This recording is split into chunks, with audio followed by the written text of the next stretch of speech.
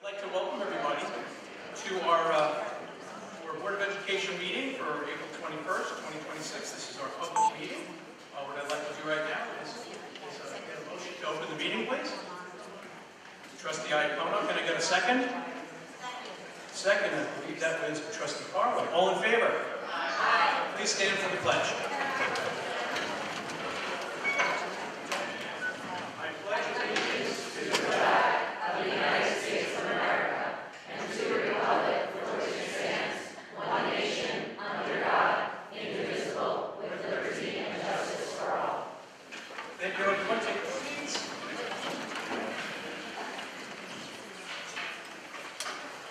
I hope everybody was able to make it out to the baseball game over there, a thrilling game. Tough loss, we lost 1-0. But I know the boys will bounce back over there, but they fought right to the end. But we did have a win this afternoon. We did have lacrosse won their game 9-5 right up on the stadium field over here. So congratulations.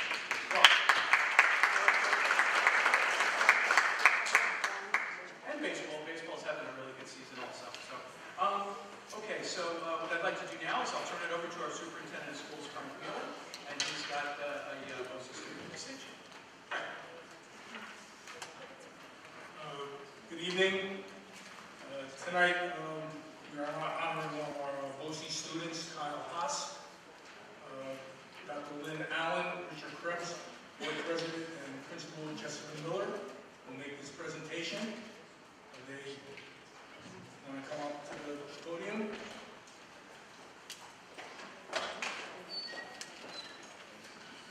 Thank you. Good evening, everyone. My name is Lynn Allen. I'm Deputy Superintendent at Putnam Northern Westchester BOCES, and in one of our treasured 18 component school districts. It's always wonderful to return to Mahopac and convey our appreciation on everything you do for us, especially support our amazing shared students.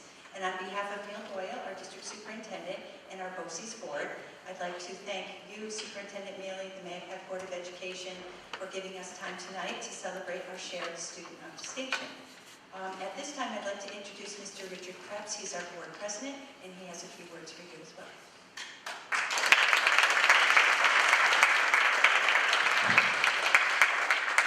Okay, thank you very much.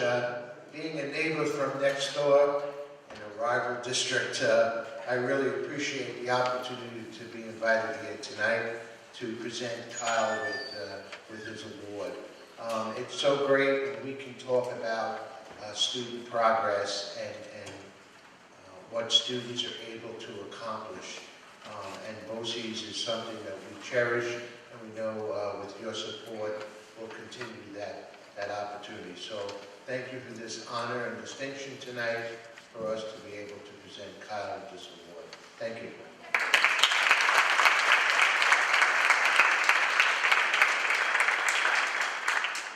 Hello, good evening. So I'm Jess Miller. I am the principal of the Construction Academy, which oversees our welding class, which Kyle is in. So I'm going to share a few words about Kyle from his teachers and our staff at CTE.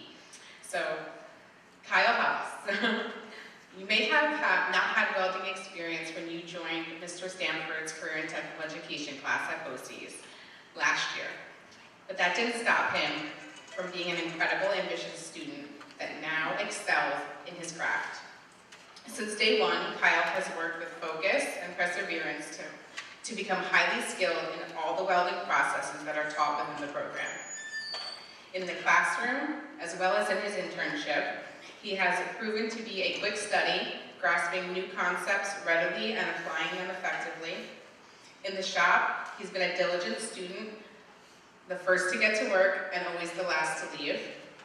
Kyle tackles challenging coursework with professionalism, a positive attitude, and an eagerness to help his fellow classmates. Just today, when speaking with his internship supervisor, he shared that he's never had a student with the soft skills that Kyle has, and that makes him the best. Over the past 2 years, his teacher and fellow students have truly appreciated his good nature and support. And we know that Kyle's work ethic, his determination, and positive attitude, he will excel in all future endeavors. Congratulations.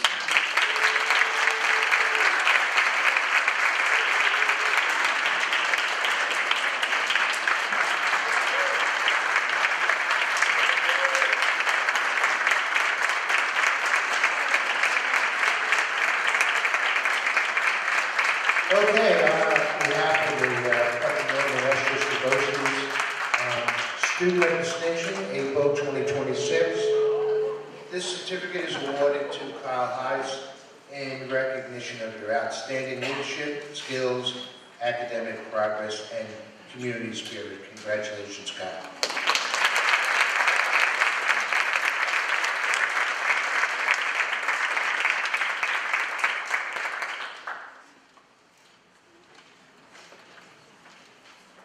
Thanks again, really appreciate it. Thank you.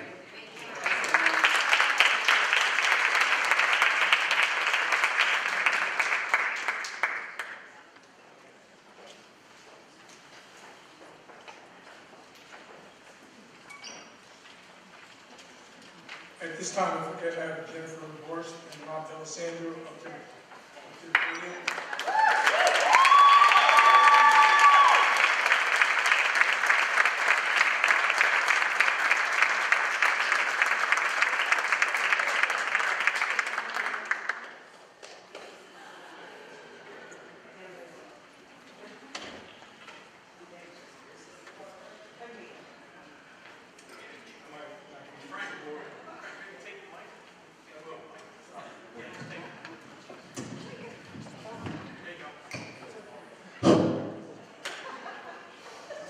I'm not sure if I really need this, but this is really an honor for me when you have the opportunity to present such a special award.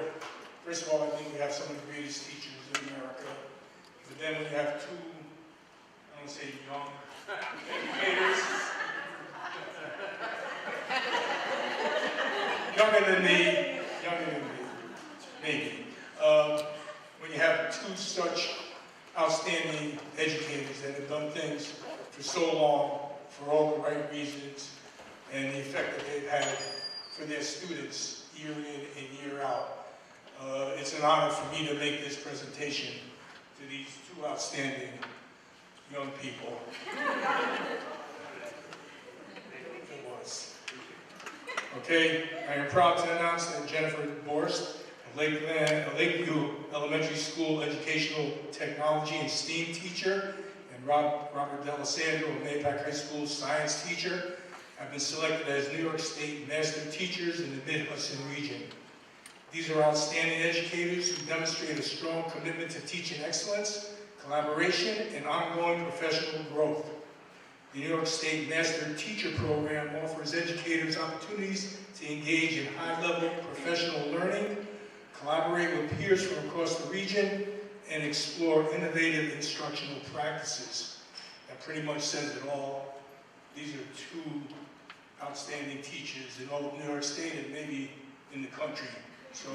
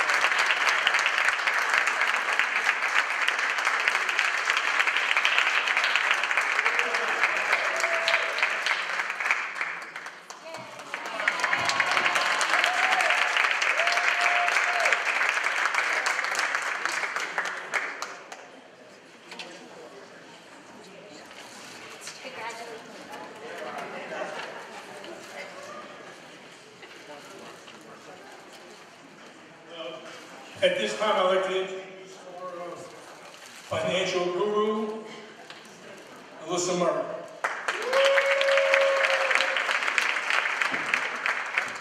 Thank you.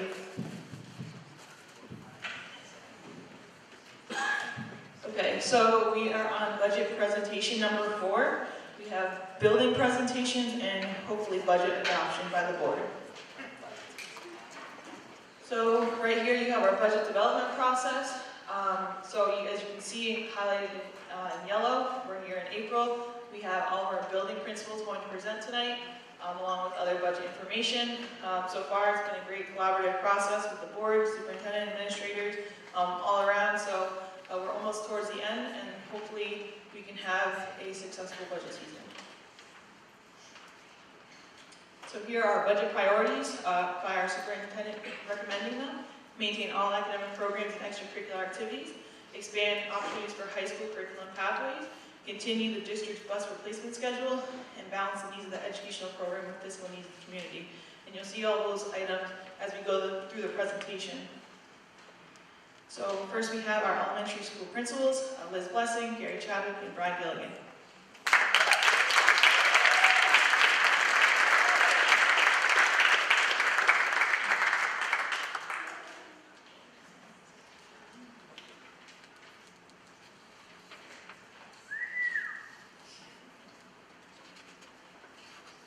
So thank you, Superintendent Mealy, Board President Mongan, and the Board of Trustees for giving us this opportunity to be able to speak to the board about some of our requests for this upcoming budget season.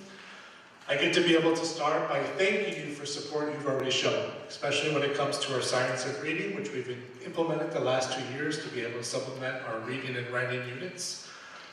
In K-2, we've been able to purchase Haggerty and Foundations, and in 3 to 5, Spelling Connections. These resources have been vital in being able to augment our units of study, but also be able to provide those ground foundational skills in phonemic awareness and phonics to be able to build confident readers. As our students move up through the upper grades, we're going to be able to see this carry through, especially the shared vocabulary that our students and staff will be able to have.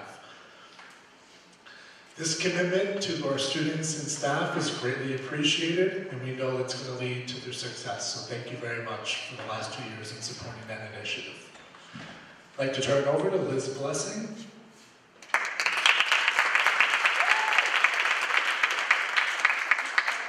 Hi everyone, thank you for having me tonight and us. As an elementary team, we just wanted to take a moment to express gratitude for including the district-wide BCBA in our budget this year. As our special education programs continue to grow, particularly with the addition of an 812 special class, kindergarten special class, we're seeing an increased need for more intensive, specialized behavioral support. While we are fortunate to already have a behaviorist supporting our schools, adding a district-wide BCBA will allow us to deepen that support, especially in our most complex learning environments like our 812 classrooms. A BCBA brings a higher level of specialized training in applied behavior analysis and can provide real-time, hands-on support for students, staff, and families. This includes coaching, modeling strategies in the moment, helping teams respond to challenging behaviors, and ensuring consistency across classrooms. The BCBA will also lead the data-driven side of the work, conducting functional behavior assessments, developing behavior intervention plans, and closely monitoring student progress to ensure interventions are effective and responsive to individual student needs. This role complements and enhances the work of our current behaviorist and allows us to build stronger internal capacity and provide more targeted support where it's needed. In addition, this will reduce our reliance on outside consultants and allow us to provide more immediate and more cost-effective services for our students and staff. Ultimately, this is about ensuring that all students, especially those with the most significant needs, are supported in a way that allows them to be successful in the least restrictive environment. Thank you. I will now turn it over to Mr. Chadwick.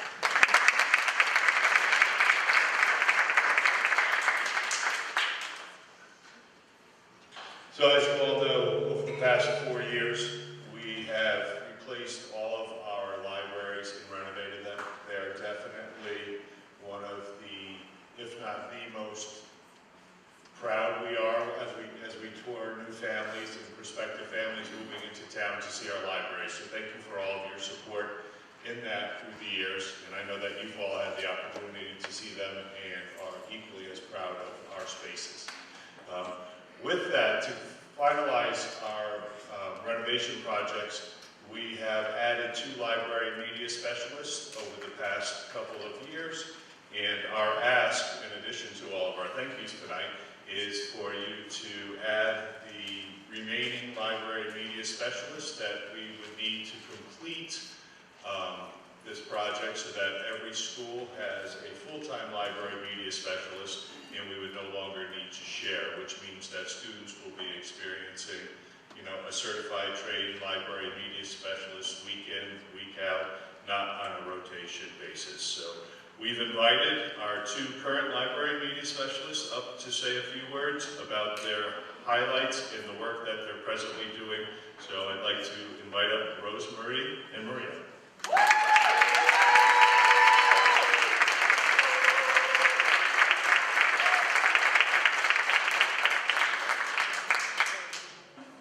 Good evening, and thank you for the opportunity to speak. I'm Rosemary Stikas, And I'm Maria Bohan. and we are Mahopac Elementary Library Media Specialists. Today, we would like to sincerely thank the Board of Education for your support of our library media program and for recognizing the value of adding a 3rd elementary librarian to our district. Research consistently shows that students at a school with full-time certified librarian have significantly higher standardized test scores. Therefore, this decision is an investment in our students, our teachers, and the future of our schools. The Library Media Center is a place where curiosity grows, confidence builds, and learning comes to life. Each day, as many as 200 students visit the library, not only to check out books, but also to develop the skills they need to succeed in school and beyond. Our certified librarians teach lessons in digital citizenship, information literacy, research skills, and critical thinking. We help students learn how to ask questions, locate reliable sources, evaluate information, and to use technology responsibly. We also work to inspire a lifelong love of reading. Through book talks, personalized book recommendations for all of our students, engaging displays, and school-wide reading challenges, we create opportunities for every child to discover the joy of books. Beyond student instruction, the library media program also supports the broader school community. We collaborate with teachers to strengthen classroom learning, provide resources for instruction, offer professional development, and create materials that support families at home. We are also fortunate to have the support of our dedicated library aides in each building, whose work help keeps our libraries running smoothly and ensures that students and staff receive the assistance they need each day. For 2 school years, students at Fulmer and Austin Road schools have received 20 fewer library lessons a year than Lakeview students. However, with your support, we will now be able to expand these opportunities and provide equal access to certified library instruction in every elementary building. That means stronger support for literacy, greater equity across schools, and even more opportunities for students to grow as readers, researchers, and responsible digital citizens. Thank you for believing in the importance of school libraries and for investing in programs that directly improve the learning outcomes of Mahopac students. We are grateful for your partnership and excited for what lies ahead. Thank you.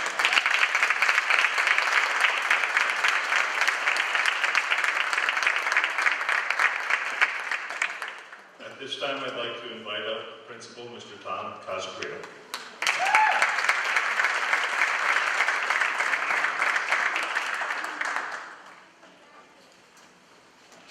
Good evening, members of the board, President Monken, Vice President Opera, and Superintendent Mealy. Thank you for the opportunity to share some of the exciting work happening at our middle school and what we're preparing to implement in the upcoming school year. I'm going to start off with a positive, as we should, that has been our transition to iPads that we spoke about last year. When we made the shift, we were hopeful it would improve both instruction and efficiency, but the results have far passed expectations. At this point last year, we had over 550 broken Chromebooks. Our kids break a lot of Chromebooks. This year, we've had just 10 broken iPads. This reduction speaks not only to the durability of the device, but also to how students are taking greater ownership of their tools. Financially, this has translated into an estimated savings of $75,000 for the district and another big saving for our families that did not need to purchase insurance. This has been a clear example of a smart investment paying off for both our students and our district. Looking ahead, one of our key initiatives is the introduction of an E&L newcomer program. This will be a multi-grade class designed specifically for students who are in their first year in this country. These students arrive with incredible potential, but also unique challenges. This program is designed to meet them where they are by building a strong foundation in literacy and core academic skills. It'll create a welcoming and supportive environment that reduces stress and helps students adjust to school routines and expectations. Most importantly, it'll provide targeted language acquisition support to accelerate English proficiency, giving these students the tools they need to succeed across all content areas. Another important focus will be the continued implementation of DataMate as our commitment to data-driven instruction. This platform allows us to more effectively monitor student progress, set meaningful goals, and benchmark growth over time. It helps our teachers make informed decisions, adjust instruction in real time, and continuously improve our programs. This is about being intentional and precise in how we support every student's learning journey. We're also introducing a new approach to supporting students who do not yet meet proficiency in English language arts and math. Beginning next year, these students will take an additional course aligned to the subject area in which they need support, alongside their grade level course. This is not about remediation in the traditional sense, it's about reinforcement. It allows students to strengthen core foundational skills in reading, writing, and math, and prevents learning gaps from compounding over time, and builds confidence by giving students the opportunity to succeed with materials that may have previously struggled with. Ultimately, this approach positions them for greater success in future coursework. Finally, we will be continuing to invest in high-quality instructional practices through ongoing ELA coaching.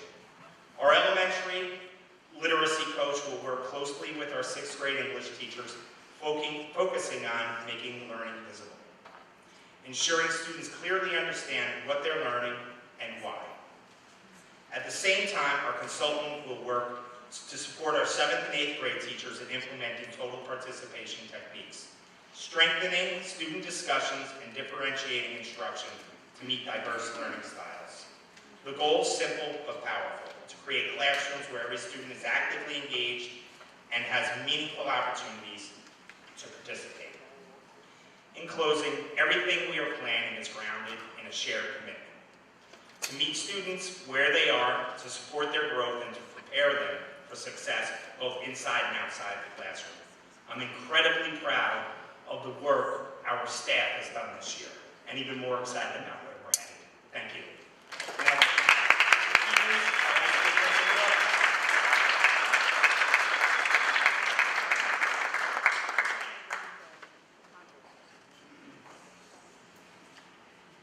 Good evening, Superintendent Mealy, President Mongan, Vice President Mustafa, and the rest of the board, and the community as well. Thank you for the opportunity to speak tonight. We're going to talk about the exciting things going on currently and what we're looking forward to next year. So I wasn't aware, Mr. Mealy didn't tell me about the earlier presentation, so this is old news. I always start with our wonderful teachers. So Rob, congratulations again for honoring or becoming honored with a New York State National Teacher.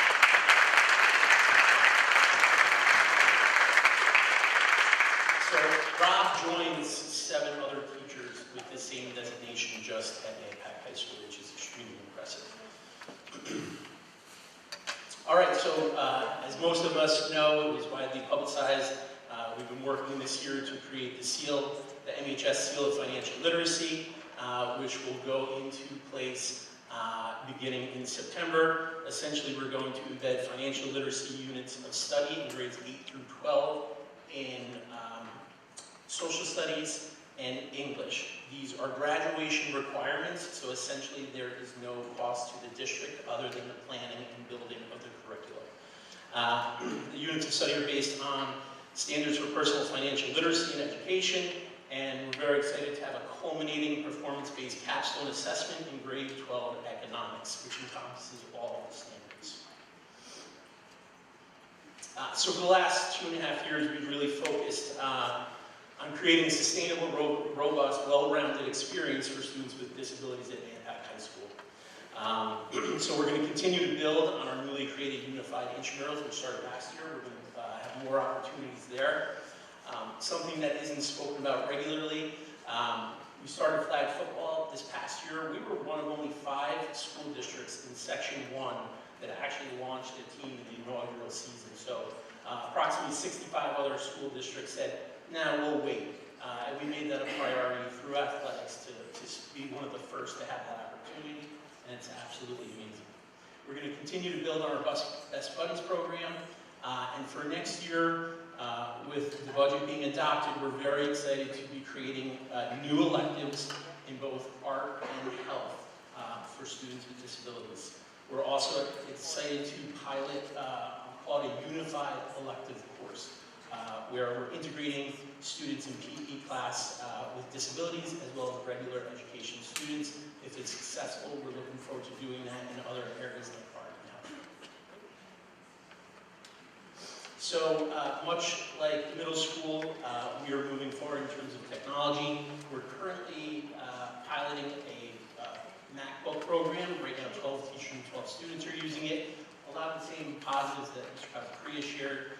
Higher performance, broader software access that support more advanced programming and enhanced instruction. But most importantly, they're more durable, last longer, at a similar cost. Improved replacement plan, less regular repairs, and essentially it's cost-effective and fiscally responsible. And so far, we're getting great feedback. So we're hopeful that next year it will result in the transition to MacBooks for the class of 2030 in September of 26.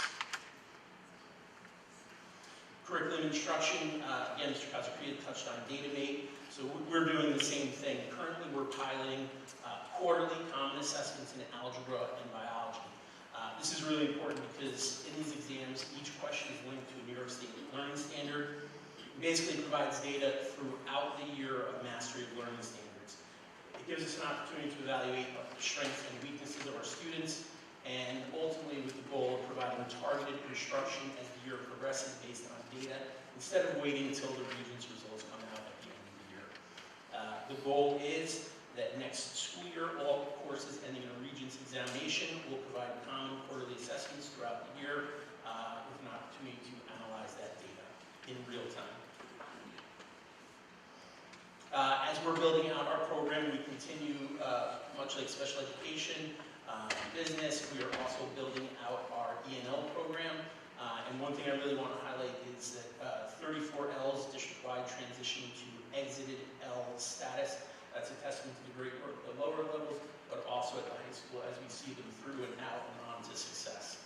And additionally, just like the other populations in our building, we want it to be a well-rounded experience. So we have some highlights of our students performing at pep rallies and really getting an overall great experience at Mahopac High School.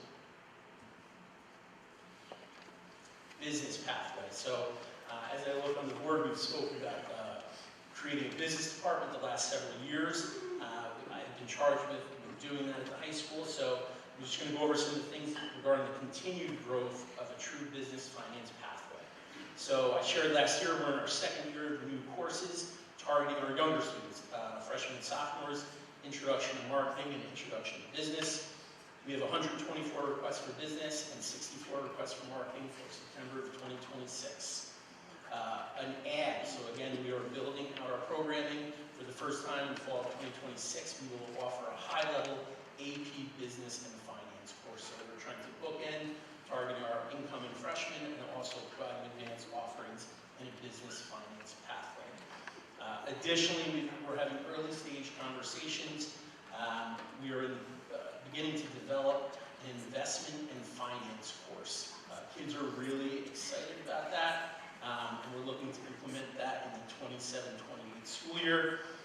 And essentially, we're going to have a pathway of 5+ possible courses for business themed transcript, setting up our kids for success as they go into college.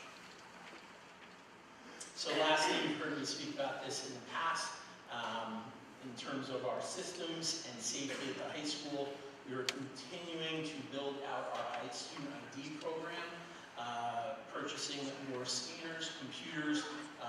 Currently, students are using their IDs at the nurse, at the attendance office, the library, the bathrooms, and again, that's increasing efficiency.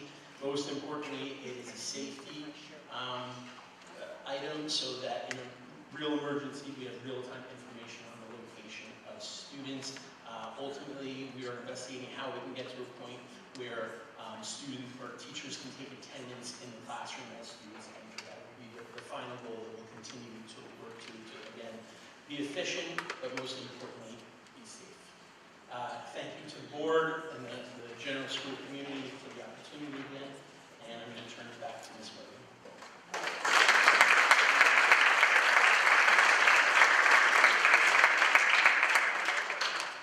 Thank you to our principals and our library media specialists for presenting tonight. So a lot of these slides are built up from all our presentations. So, and again, if you need to access the presentation, you can go to the website as well. So we have our enrollment history. Essentially, this is showing for the past few years, we are pretty steady in enrollment. Right now, we're at about 3,886 students, and that number has been pretty steadily in the last 3 years. So with that, we have a projected enrollment of 59 students less from last year. The way we work this is that we move everyone up a grade. Then when for kindergarten, we look at live birth ratio data from the county, along with looking at the UPK registrations, and now those students are going to be registering for kindergarten soon. We have elementary class size and section. So the way that you read this is the top chart is currently what we have, and we have the average sections per grade, per building, and then you have what we think will be for next year. And what the takeaway from this slide is that we have neutral staffing, meaning that we don't have to add any FTEs or take away any FTEs based on the average class size in the elementary schools. So along with all the presentations that we've presented, I'm going to give a couple of highlights from the last few months. So we have curriculum instruction, we have the decodable readers, so that's the next step of the science of reading update, aligning with foundations, a set for each classroom in K-2, and then one set per building for grade 3.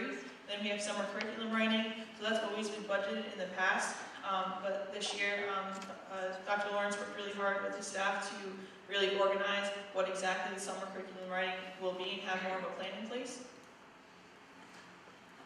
So we have special education and student support. So as mentioned previous in the presentation, we will have a new kindergarten 812 class. And so we'll need an additional special education teacher and 2 supporting staff to accommodate that class. And when I do go through FTE that's added for this year, you won't see that a special education teacher added because we were able to, from retirement, use that replacement, so it's not an additional FTE. It becomes neutral and just used for a different class. For that new class, we also need furniture and educational items, and then the BCBA, again mentioned earlier. So again, that's offset by reduced vendor costs. So we've done this a few times in other positions this year. For example, occupational therapists, we brought them in district, hired them, as opposed to using vendor, which has worked out well for us. It's a financial savings, along with better for our students and our staff. And then also we have students can now remain in school until the day before their 22nd birthday. So this is the first year that those students would now continue with us. So we do have a few students that will increase that special education cost so we can still educate them. So we have athletics. Athletics is a pretty neutral budget. So big ticket items here are storage unit for equipment. We get a lot of great equipment for our athletes in our physical education program, and so we need to keep it durable. We don't want it to deteriorate for being outside, so storage is key. An outdoor scores table, and then facility fees for gymnastics and ice hockey because we have them go to a venue as opposed to in district for practicing games. Transportation, there's an increase there, so as I've talked about a few presentations ago, we're purchasing transportation radios. Right now, we lease transportation radios, but we're actually purchasing them up front for 26-27. What will happen is we'll transition them, and then the following year, we won't have to pay for the cost of the radio. When looking at this project, it just made sense from a financial point of view that we will save down the road. This year is just the upfront cost. Moving forward, it would be a service and maintenance agreement with the vendor to make sure that they're working. So we have facilities and safety and security. So you have facility projects listed. Every year, our director of facilities meets with the buildings, gets a priority list from them on projects that the buildings would like to do. We cost them out and make sure they work within our budget, along with other annual maintenance projects, as you can see. So some of the highlights for building requested projects are the chemical storage room, renovation at the high school, the exterior door replacement at the middle school and Austin Road, abatement and flooring replacement of 4 classrooms at Fulmer Road, and then repainting and repointing of Lakeview main entrance to the side entrance. Then for safety and security, we have glass mitigation, so we're in another phase of that, looking to add the glass mitigation to the exterior windows of the high school alongside the vestibule. We also have more radios that we need to purchase along with that project I just spoke about, transportation, AD signage, and then the additional Putnam County SRO and SPO and contracted security for after-school and summer events. So this is the staffing addition, meaning new positions were added to the budget. So we have the special education behaviors, as we spoke about, offset by the vendor, the library media specialist that we spoke about as well, and then also Mr. Keevan spoke about that .2 physical education and the art teacher, so that is based on student need. And then this is the support staff, the last 2 teacher assistant and aide for that 812 class. So all in all, it's 4.4 FTE that we're looking to add. So here is a visual of our proposed expenditures by category. As you can see, the biggest takeaway here is that salary and benefits is essentially the majority of our budget, and I'll drill down into that in the next slide. So this is the same thing in a chart. Like I said, salary and benefits. Then you have BOCES as well. So we have contract a lot of services from BOCES. And then you'll see the other categories below. When we're making the budget, we have to roll over salaries and benefits first. Anything contractual that we need has to be rolled over if we're in a contract. And we have to follow all the collective bargaining agreements.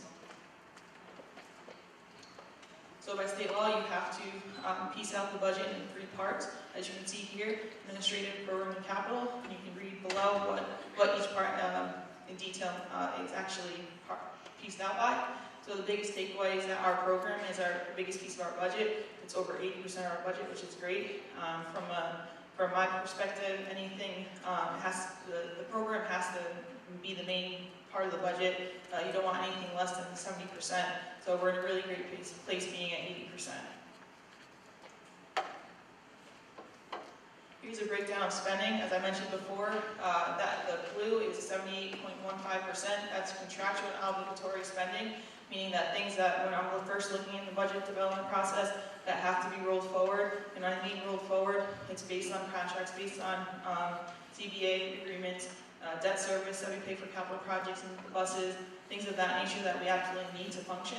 And then you have discretionary spending, which considers supplies, curriculum enhancements, athletics, things of that nature that if we're looking to increase or decrease the budget, that's really where you're looking for in the 21%. Here's our proposed revenues by category. So our local levy, the property tax levy, is the main driver of our budget. And then you have state aid after that, and a couple other categories that we'll drill into in the next couple slides. So here's a breakdown of revenue, and as I said, there's a lot to this slide, so you can always look back at the website or reach out for if you have any questions. So right now we have state aid at $43.6 million. Right now it's not finalized by the legislators, so we have to go with what we know. Another takeaway here is the property tax levy is at 0%. So it's at 0%, even though you do see $1 million decrease from 25-26, and that's because back in August, Board of Education decided because we had excess fund balance from the audit that that the community was going to get $1 million back on the tax warrant. So it is 0%, but I wanted to give that comparison from what was actually adopted last year. Then you have the appropriated reserves. So this year, due to this year, we're using reserves to fund the budget on the revenue side. So as you see, tax reduction, EBLAR, which is our compensated absences, anytime we could pay any staff member out based on their contract and they separate from the district, that's what that money's used for. And then appropriated reserves for ERS, that's our employee retirement system. Our bill essentially matches that amount. So like I said, the state aid is preliminary.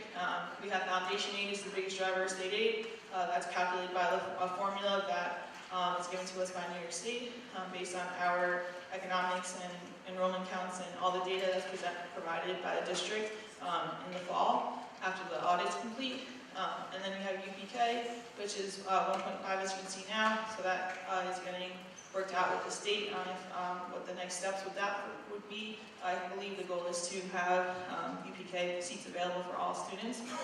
And then anything below UPK, Universal Pre-K, is all expense-driven aid, meaning how much we spend is how much we get a percentage back based on what we spend. So it's different for all districts. Here's the tax levy limit. So this is the formula we started back in January. This is where I start and kind of bring to the board's attention on where the max is that we could tax the community without going over supermajority vote. So once you look at this formula, again, it's specific to Mahopac, different for every school district, start at 2.32% increase. Here's the reserve fund summary. So back when I was saying about the appropriating reserves from the budget, this is a snapshot from our financial statements done by our auditors. So as you can see, so where you see reserve for capital projects, you'll see that 5.2 million. If Proposition 4 were to be voted yes, that money will be coming from there to help fund that. Reserve for employee benefits, right below that, you would take the 700,000 from there. Reserve for employee retirements, right below that. That 9.5 million, that's where the 2 million would come from, along with reserve for tax reduction, which was from the sale of the property, that 1.2 million, third row down. So we would take money from there as well. So all in all, our proposed budget is $148,369,090, a budget increase of 2.23% from the expenditure side. And then for our proposed tax levy, as I said, majority of our revenue source, it's $94,027,287, a 0% tax levy increase. So we have a tax levy history. So when you start to the left, we have CPI at 2.63%. We have our budget number that I just discussed, 2.23% increase. That allowable tax levy limit, that center column, 2.32% is where we started. That is at $96.2 million. The board decided to go with the 0% actual tax levy amount, which is at $94 million, meaning that the difference between the allowable and the actual tax levy amount is $2.1 million. This is just a representation of the slide previous. So as you can see, the biggest takeaway is that CPI has been high. Our allowable tax levy limit, you'll see in red, and where we've actually levied the past few years has been lower than that number. This is a comparison of a few districts in our area in the PNW region. So the districts that were chosen are not based on their budget numbers, they're based on their similar wealth profile. So there are certain metrics by state aid given to us that I matched with our district for a similar profile. As you can see, it's similar to what I just showed. The red is the tax levy allowable, the yellow is the actual tax levy, and then B is the blue is budget to budget. As you can see, there's a few districts there. And that's their data as of a couple of weeks ago, so it could change, but as of now, that's what I have. So when I talk about all the revenue and how it actually translates to dollars, this is the estimated tax levy impact monthly and annually. So Town of Carmel and Town of Puck Valley, they have a little bit of a difference in tax rate. So when you look at Town of Carmel, it's $17.62, and it's a 0% change. And there is an annual change of $4.35. And the reason why it's not a flat zero is because when I'm working on this formula, I'm using last year's assessment information. And when you enter that in, based on your own assessment, based on the assessors from Town of Carmel and Puck Valley, it could change your assessment, meaning that if your assessment stayed the same, then it would be a flat zero. But obviously I can't say that for every person in the community. And this is based on a $500,000 assessed value home. And then Town of Putnam Valley, 0%, annual change of $1.75 annually. So in a contingency budget, so by law, if the budget were to fail, we would have to reduce the budget, even though you think it's a 0% increase that you would not have to reduce. But other than that, the requirement is to go back to the prior tax levy as the year before. You also have to eliminate all equipment expenditures and then decrease expenditures as part of the administrative budget. So that's part of that three-part budget. Things in that category would have to be reduced to get to last year's percentage. So it would be a $1.1 million decrease. So proposition 2 would be the transportation bus proposition. So the purchase of 1 30-passenger bus, 2 20-passenger buses, and 7 65-passenger buses. These are diesel buses totaling $1.6 million. So this is to continue the 12-year bus replacement plan. We are on year 9 as of now, and year 10 would mean that we have to purchase electric buses. So this is the last year for diesel buses. We've replaced 67 buses so far, and they're at an average of 80,000 miles and 10 plus years of service when they're going out of service. This would be capital reserve fund proposition. This would be proposition 3. So this is to establish a capital reserve. Does not mean to fund it. It just means to establish it. Gives the opportunity for the board, if they would like, to put any current or future unassigned and unexpended fund balance into this account for the next 10 years and capped at $10 million. So the next steps are we have the annual budget hearing May 7th and the budget vote May 19th. We have information about early voting and absentee ballots, and you can also reach out to our district clerk, Ms. Laraca. We have the Board of Education trustee election. These are the names that will appear on the ballot in this order. And also please vote Tuesday, May 19th, 6 to 9 at Mahopac High School. Thank you.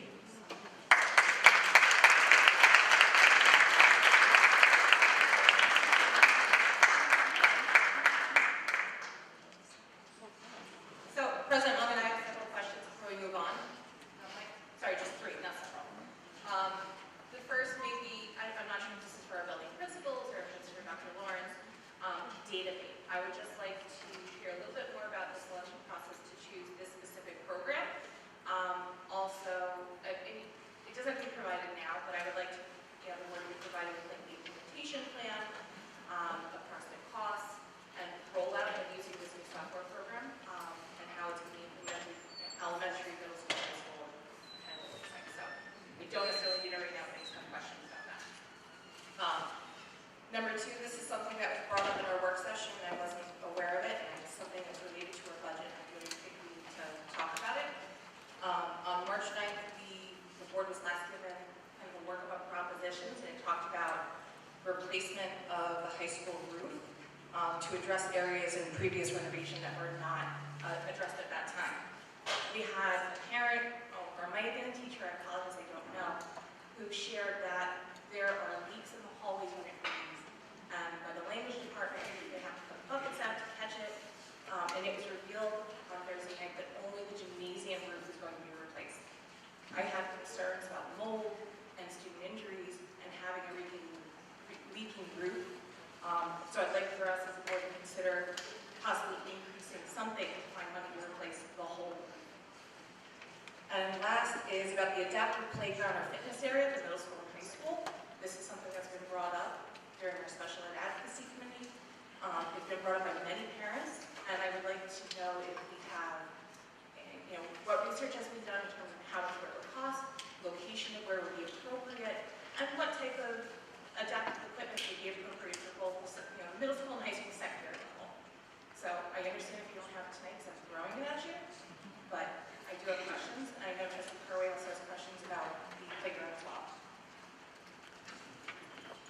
My questions were, basically we talked about it, and there are ways to get funding, and some of the grants and ways that we can do so do have deadlines, and they also have certain pieces of the application that need to be checked, which means like having the criteria, the playground criteria, a site plan, and even, discussing the budget beforehand. So those are some things we wanted to point out there. Alyssa, have you been instructed to create a proposal of what that type of playground would cost? So right now, because it's preliminary and we don't know yet in terms of the budget vote, the outcome of that. Right now in the process, we really have to focus on the scope and really marketing out to the community. But in terms of the actual details of it, we're not on that. We're not there yet. Okay. And that's a normal timeline. So right now, we're looking to market the project as best as possible to the community, and then the next steps would be to work with, I'm assuming, the facilities committee, obviously Superintendent Mealy, to start making those decisions and start planning further on to the process, along with Tetra Tech, which is our district's architect that we've used in the last capital project, and that is also, they also do a lot of work in those areas that you mentioned in other school districts, so I have a lot of trust in them to help answer those questions, and then our construction manager, Blumbo Group. Thank you. I'd like for us to make it a priority then if we can't do it now for next school year. Thank you. Sorry, Lisa, I got a question too. This is a little, it's kind of in the weeds here. So in the, I can wait to the point in the agenda if you want. It's the 6B, the property report card. You want me to wait? No. All right, let me give you the question. So last meeting at the work session, we talked about reserves.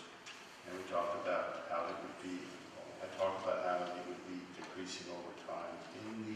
In the form that you have to file, I think with the state, right? The property tax report card, is that what you state? Okay. So in the adjusted restricted fund balance, it looks like it's moving from $33.152 million to $24.797 million, and I'm assuming that's attributable to the around $5.4 million that potentially will go into Proposition 4, right? And then $600,000 that is also on the budget, is also on the, it's also in the agenda as well, and then around another $3.5 million to cover, it's basically to plug the budget to make the budget whole. Is that sort of accurate? Is that accurate? Yeah, so just so everyone else is aware what he's speaking about, the property tax report card is a document that every school district has to submit after budget adoption, and essentially in that property tax report card, I have to give an estimate of what our reserves would be for the following school year. Right. So when he's talking about adjusted restricted fund balance, that is the reserve. So when you look back at the presentation and you look at the reserve fund slide, Right. you'll see the $33 million matches up with June 30th, 2025, Right. and it decreases to $24 million.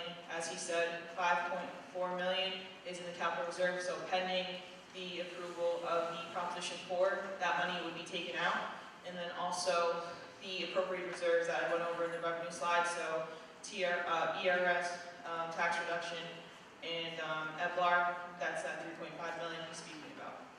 All right. So the point I'm making for the public is that we're pulling out about $8.3 million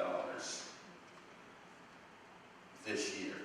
So that, well, it shouldn't be called a reserve, right, Alyssa? What should I call it? Is it a reserve and actual? Is that the proper name? We have less money next year.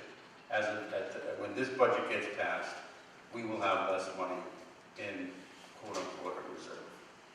Is that Correct. accurate? Okay. Correct. So that is the point I was making at the last meeting, and I just want to make sure that it's now going to be reported through this state. If you want to go look at the form, it's in item 6B, property tax report card. All right, thanks for the answer to the question. Appreciate it. Thank you.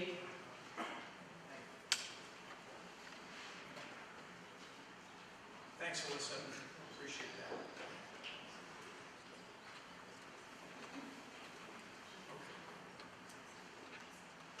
Okay, so we'll go to, so we've got public comment on consent agenda items. Comments on agenda items, sorry about that. Do we have any comment on agenda items for this evening, right now? Not on agenda. Comment on agenda? Not on agenda. Not on agenda items, sorry.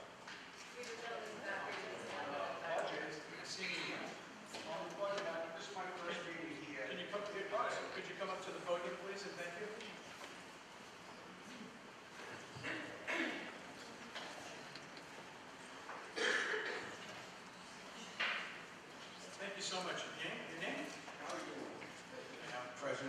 President, right? I address the President as it says in your thing. My name is James Collegatus. I lived in Mahopac for over 22 years. And this is my first meeting, and it seems to me that you guys do a good job of how to spend money, but not enough on conserving and not spending. It's like the old adage with government agencies, oh, spend the money or you can get it next year. I don't know if that goes on here, but every year I've lived here, it's more and more spending. What that gentleman just said there sounds to me, if you're taking money from the budget, from your property reserve, to cover this budget is to make it look like you're not spending money.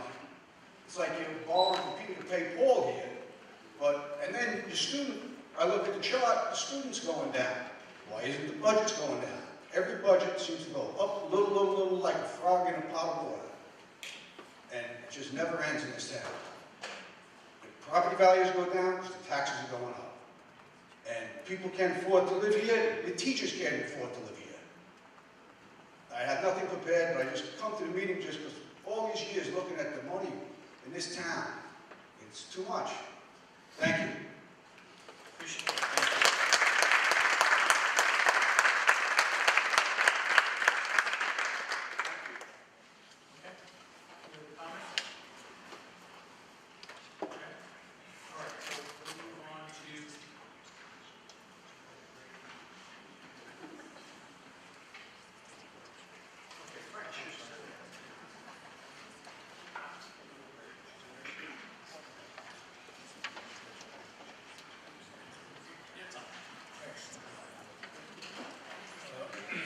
I had the pleasure on Friday night to see our school play, Legally Blonde.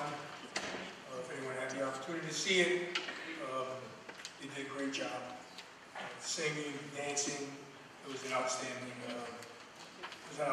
play. I encourage our community, anytime there is a school play, whether it's middle school, elementary schools, high school, really get a chance to support our students. They do an unbelievable job. I also, staying positive, like Mr. Casacria said, had the opportunity last week to enjoy his company when we actually had the opportunity to go see Aladdin down in the city. It was a great opportunity. I'm glad I made it back. He was driving. We were in a race car. Plus he parked about 5 miles away. I don't know if he was trying to kill me or he was trying to save money. I'm not sure. But it was a great experience. The play was awesome. Our students were fantastic. So I can't say enough. I can't see him this time behind the screen. There he is. Yeah, thank you. Okay. Now I'm thrilled to inform you that Lucy Hernandez is the class of 2026 valedictorian.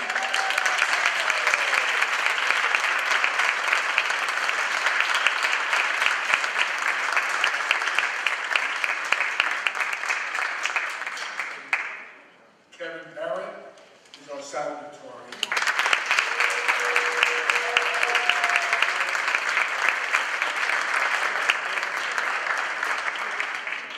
Also, I'd like to announce that next week we'll be visiting one of our neighboring schools to look at their sensory bus. I'd like to thank President Mangan for initiating this and advocating for it. Hopefully, we like what we see and we bring it back to our own school district.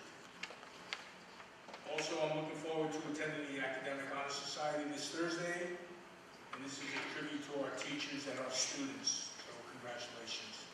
Now I'd like to bring it back to President Mangan. Thank you, Superintendent Mealy. Okay, so I'd like to just announce the electoral information is on the district clerk page. If there are any questions about the upcoming election, please reach out to Melody LaRocca, our district clerk. So what I'd like to do right now is head into the subcommittee reports, and we'll start right off.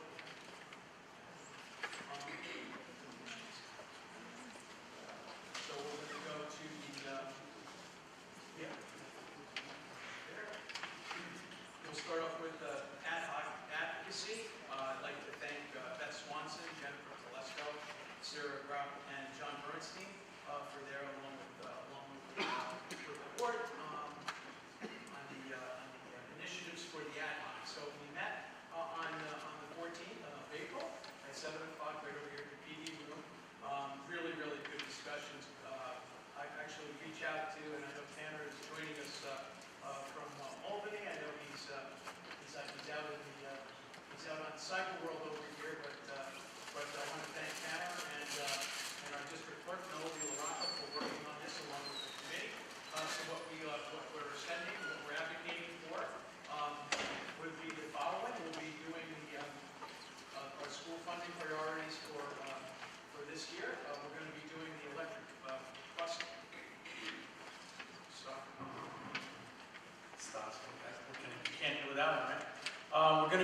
electric bus cost resolution. We'll also be doing the school funding and technology, and we're going to be doing the special education funding priorities. Those are the three. So the committee reviewed a draft advocacy letter addressing 4 key priorities: electric bus, mandate costs, reimbursements for the mascot, change costs, increased special education support, and funding for school resource officers in every school building. Superintendent Mealy announced that all superintendents in the region have reached a resolution regarding the cost of electric school buses and will present a letter at Thursday's work session, which he did. This letter will be sent to state officials, including Governor Hochul and Education Commissioner. Argues the school district can't afford the transition to electric buses due to the substantial infrastructure requirements identified in the completed fleet electrification plan. We just had our audit done here, and our audit came back, Melissa, I think was telling us it was $46 million to do a full conversion from our diesel slash gas fleet over to an electric fleet along with the infrastructure. So certainly very concerned about that. School funding, the group discussed several key components about school funding and technology. The discussion covered challenges in special education funding and with facilities. Special education funding priorities meeting. The meeting focused on discussing special ed facilities and priorities, with participants agreed to move the sensory bus initiative higher up on their funding priorities list while keeping other items like mascot funding. Trustee McCracken provided detailed information about the electric bus mandate, explaining that that's a hot topic up in Albany and part of a broader climate initiative. Though implementation challenge costs, as we said, $46 million, the group approved the committee letter containing their advocacy priorities and discussed the importance of having consistent providers to build relationships in the community. And the meeting started at 7 and adjourned at 8:07. I want to thank that committee of, again, Beth Swanson, Jennifer Telesco, Sarah Gropp, and John Bernstein. My report. We'll go over to policy and Vice President Lucy Musafir. Good evening, everyone. The Policy Committee met on March 19th here at the Falls PD room. In attendance was myself as chair, Trustee Jennifer Travis, Trustee Lisa Carway, Superintendent Frank Mealy, and our District Clerk Melanie LaRocca, along with our attorney Daniel Pettigrew. We had a robust agenda. The first item that we reviewed was the New York State guidance on New York State textbook purchases. The Policy Committee met to discuss textbook aid for non-public school students. Dr. Lawrence presented information about the current $58.25 per pupil allocation, which has been in place for approximately 20 years. Based on state regulation, the committee decided not to create a new policy regarding textbook aid amounts, with members agreeing to maintain the current system and address any future changes on a case-by-case basis. District attorney clarified that while the district could appropriate more funds, it would need to distribute them equitably to all non-public school students. The second item we reviewed was policy 6640 to revise to meet the auditor's recommendation. A recommendation was made by our auditors indicating that the fixed asset value threshold should be increased from $1,000 to $5,000. The committee is recommending the increase based on the auditor's recommendation. Another item we reviewed was policy to comply with New York State regulation, revising the reorganizational date of the Monday after July 20th. This is when we have our reorg in July. So the committee discussed the change of the New York State regulation regarding reorg meeting dates, moving the deadline to the Monday after July 20th instead of the first of the Tuesday of the month. Another policy that came forward was proposal of the board member qualification revisions. The board discussed policy 2120 regarding board member qualifications, which was proposed by Trustee Travis. Our attorney provided legal guidance, reiterating that while the board could not mandate disclosure of political endorsements due to the First Amendment concerns and political legal risk, existing state laws require candidates to file expenditure statements when receiving support above certain thresholds. The committee decided not to proceed with the proposed changes. We continue to policy 1500, adding MSA to Group A of exhibit. Superintendent Mealy explained moving MSA to Group A exhibit, where they will be exempt from fee schedule with ongoing discussions about facility usage and scheduling. We continue to additional policy, threats of violence in school changed. We changed the number from 8190 from 5300 as it was a duplicate. And this was in the interest of cleaning up the policy manual. We continue to requisition for board committee revisions. Board committee revisions were proposed by Trustee DeLullo. District Council advised against restrictions on board president and vice president chairing committees. The committee agreed to bring forward a revised version of the policy 2250 regarding board committee appointments, keeping only the first sentence about expressing interest in committees while removing the language about leadership positions. And this is item JJ on tonight's agenda. Then we also had a revision to agenda inclusions. Revisions were proposed by Trustee DeLullo on agenda inclusions. District Council advised against adding language that would allow board members to add agenda items at will, as it could potentially disrupt meetings. Code of conduct, 5300 policies. Our district clerk, Melvin Baraka, discussed proposing separating and renumbering the Code of Conduct policies 5300 series to make them easier to find and review, which the committee approved. That's item LL on tonight's agenda. We also discussed the index to the policy manual. The committee supported the creation of an index for the policy manual to make it easier for the public to locate specific policies, and this would be on board docs. Last but not least, we reviewed the timeline of policies to ensure all policies as opposed to limited to state mandates. Time did not allow for this discussion, so we did not review that. That will be at our next meeting, where our date is still pending. Thank you so much. We had a robust meeting. Thank you, Lucy. A thankless committee for sure, but thank you very much for that. Okay, so I'd like to go over to, let's go curriculum. Yes, I'm sorry. Trustee Carver, would you please do the curriculum report? Okay, the curriculum committee met March 19th, 2026, and we started at 7:06 p.m. In attendance was Chairman Shannon McCracken on Zoom, Trustee Lisa Carway and Trustee Ben DeLullo, and Superintendent Frank Neely, Assistant Superintendent of Curriculum, Matt Barnes. Dr. Lawrence elaborated on the Mahopac Middle School pass-fail intervention model.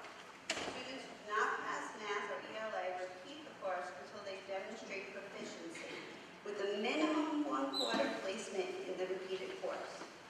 Students will also be scheduled concurrently in grade-level appropriate courses and placed on performance tracking schedules.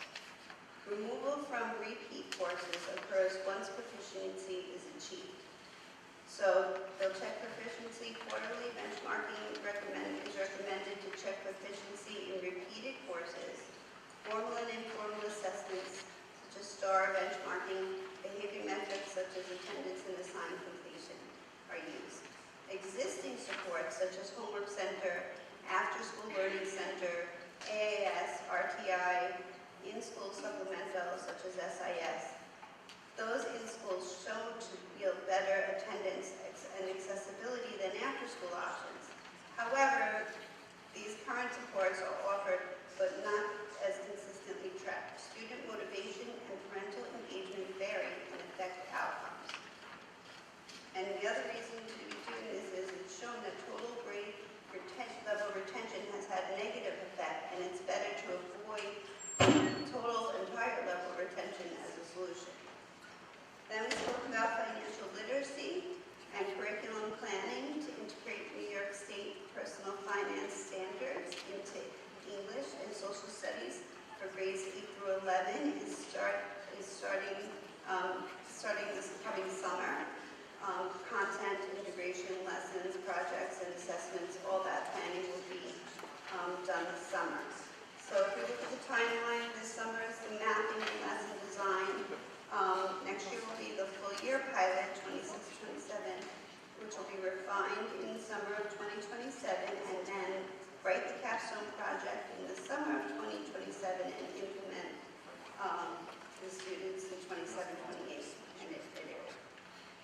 are excited and already beginning work. Dr. Lawrence said at the next meeting, he promises he will bring focus on performance tracking and NTSS. Dr. Lawrence will invite the CFY coaches, literacy coaches, and math coach to do a presentation. The meeting ended at 7:59 p.m. The next curriculum subcommittee meeting is on May 14th, 2026, and it'll be at 7 p.m. in the PD room.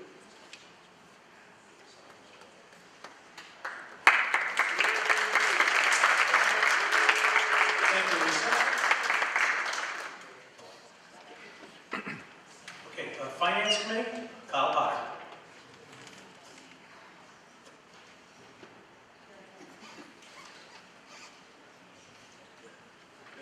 The Finance Committee met Wednesday, April 9th at 6 p.m. In attendance was Superintendent Frank Neely, Assistant Superintendent for Finance and Operations Alyssa Murray, President Michael Mongan, Vice President Lucy Masafra, and myself. The first item on the agenda was the budget presentation number 4. Alyssa Murray led the committee through presentation number 4, which included detailed budget presentations for the elementary schools, middle school, and high school. She also provided a summary of key highlights from prior budget presentations across all departments. Additionally, Alyssa reviewed a proposed tax levy scenario based on a 0% tax levy increase, outlining its implications for the overall budget. The second item on the agenda was a line-by-line budget review. The committee conducted a review on the line-by-line budget.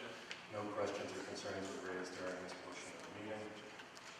Item number 3 on the agenda was the 25-26 BOCES analysis. The committee reviewed the BOCES analysis. While there is no immediate questions, members requested additional time to further examine the provided materials. And the last item on the agenda was the March financials, which were still in the process of being finalized at the time of the meeting. After this item, the meeting was adjourned, and our next meeting will be May 7th for the annual budget. Thank you, Trustee Potter. Very good. A lot of good work. Okay. And I have the Special Ed and Hoc Committee. We met last week, and we had it was quite a meeting. The 24th of March. We had I know. I'm forgetting. Okay, so we had Corinne Safarwa provided packets, copies of the 85-page special education review priority summary and printed materials, which was very helpful. Discussion was we had sensory and AMP usable spaces. We discussed converting back to classroom areas into sensory usable spaces, bean bags and sensory items. A large project if shelves and flooring needed to change. We'll be leaning on Adam Rubin for that. Because there are some noted asbestos concerns, required coordination with facilities, and timing will likely be before the summer. Then we moved on into programs. PD Pine is a neuro-inclusive program. Pine is a district-wide K-12 framework embedded disability inclusion, neurodiversity, accessibility, and career pathways into curriculum. Key elements: fall accelerator with 4 sessions for report team staff, coaching, resource library, monthly data reports, implementation, timelines, prepare in the spring and summer for a full school year rollout. We had IPAC and alternative program ideas. IPAC and similar programs were discussed as lower cost embedded curriculum options focusing on staff training and integration. These can be tailored to staff and students. Would require baseline staff training first, which is most important. The ICT, need for evidence-based models, coaching, peer observation, schedule co-planning, and MTSS BPIS alignment. The district started cross-building ICT meetings this year to improve collaboration. More training is needed for the consistency. Parent engagement, very, very important.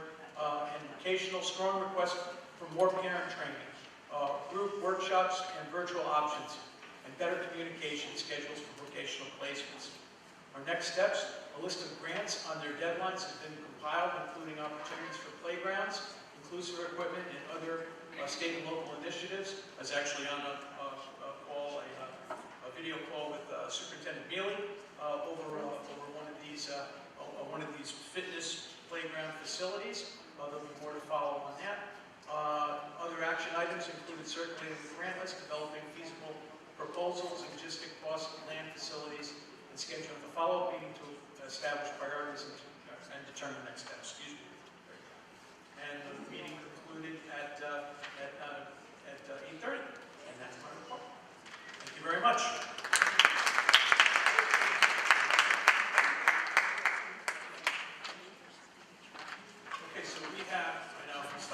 Okay, so we have our, very pleased to have our two student board members here with us tonight. We have Matthew Connelly and Sierra Grapp. Matthew's going to start us off with his report. Matthew? Thank you. Good evening, everybody. I'm Matthew Connelly, and I'm a senior here at high school. I just have a few things I'd like to address tonight.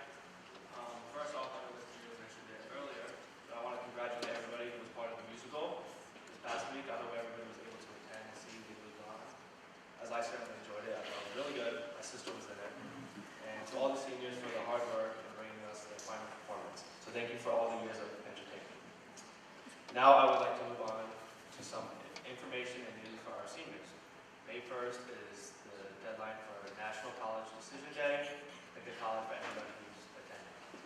Being indecisive myself, our deadline is approaching fast, so I got to make a decision. So for any seniors who have made up their minds yet, just be mindful of the date.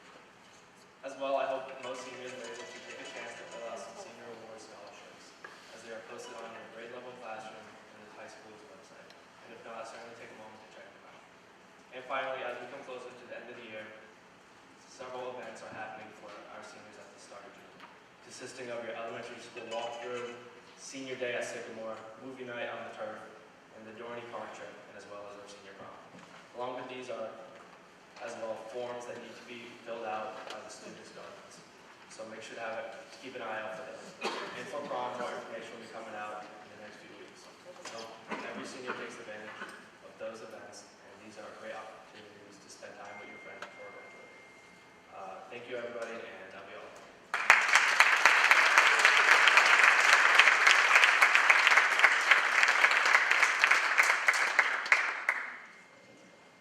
Good evening, everyone. I hope everyone is well. So my name is Sierra Grapp. I'm a junior here. So firstly, I'd like to follow up on one of my updates from the previous meeting. I had mentioned the integration of American Sign Language into Mahopac Central School District, and due to the encouragement, I received a following mention of the topic. I've been able to look into the subject much further. So in speaking on the subject, it's important to recognize that ASL is beneficial for all students. Not only are individuals that are proficient in ASL more likely to be hired for a job in the future, but ASL is also a critical form of nonverbal communication. So ASL can be a life skill. With that being said, I have located several resources to aid teachers and schools in recognizing language learning, which is extremely exciting, and I hope to work with administration soon to see how we can go about making it potential coursework for future years, as well as polling the student body to get numbers for interest. Secondly, on a more serious topic, I want to speak on behalf of student wellness. So with AP testing season rolling around, as well as final season, it's imperative that student wellness be prioritized. Every year it's apparent to see the influx of anxiety that students are facing during this time of year. So just to all the students out there, make sure you have an equal balance of studying as well as designated self-time. And remember, it's always okay to talk to someone about learning to balance your studies. So for that, I just want to recognize our guidance department as a great resource. And if you're an educator, just make sure your students aren't looking frighteningly tired in class. So thank you so much. That's all.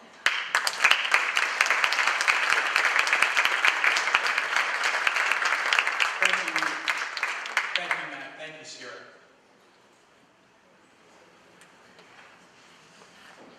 Okay, so we have some new business here. This is a very, very exciting from our curriculum subcommittee. It is a district advisory council, and I will read the motion.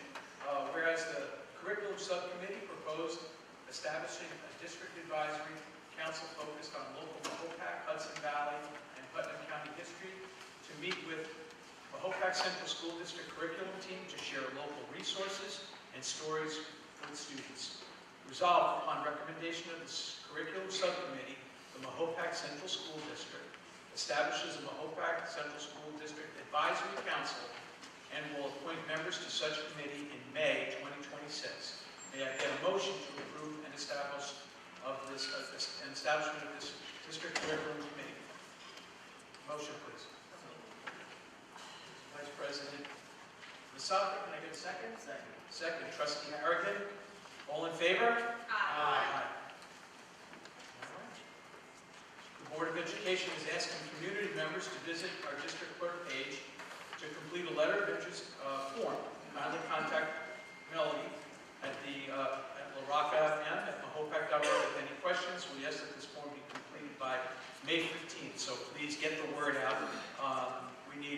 We're looking for historians. We're looking for, I know a lot of alumni are still around that can share a lot of things. There are even some older teachers and superintendents of schools that may be able to add in some of the history of Mahopac over here. I'm quite sure. Okay.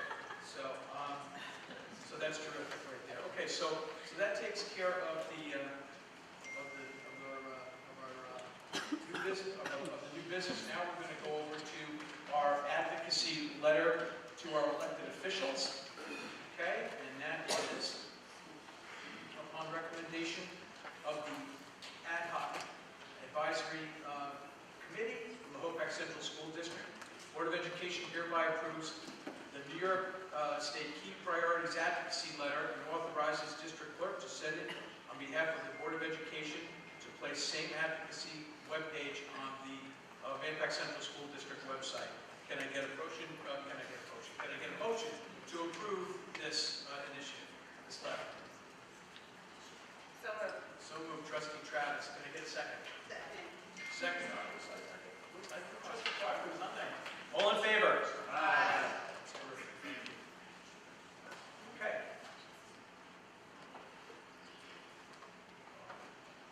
Okay, so now we're up to the budget for the 2026-2027 school year. Resolved upon the recommendation of the Superintendent of Schools that the Board of Education does hereby approve the budget for 2026-2027 school year in the amount of $148,369,090. Can I get a motion to accept, please? Yep. Can I get a second, please? Second. Okay, so Trustee Musafa and Trustee Iacono. Can I get a roll call vote, please? Roll call vote. Melody? Trustee Harrigan? Yes. Trustee McCracken? Yes. Trustee Yolanda? Yes. Trustee Travis? Yes. Trustee Carway? Yes. Trustee Talula? Yes. Vice President Masafa? Yes. And President Mani? Yes. And of course, we'll get Kyle in there too. Would you say Kyle? Yes. Yes, okay. Very good, thank you.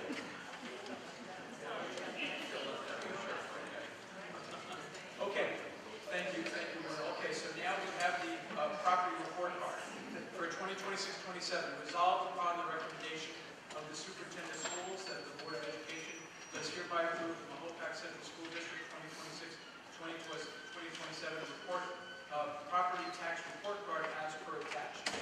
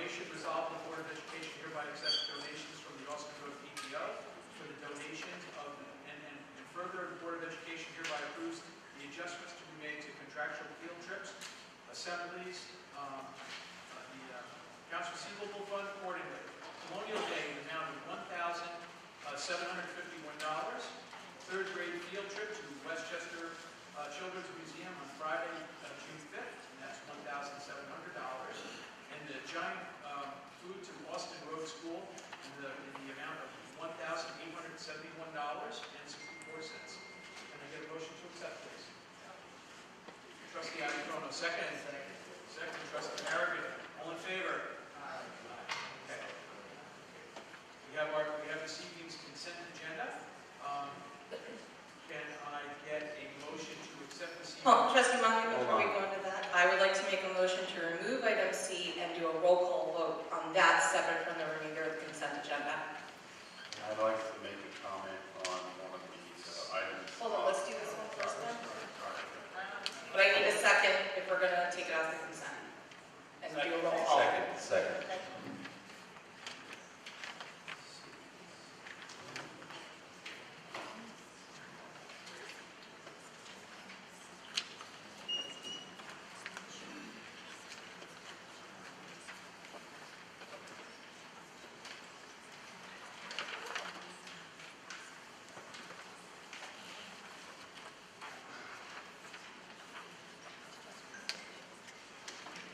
President Mungan, I made a motion. We have a second.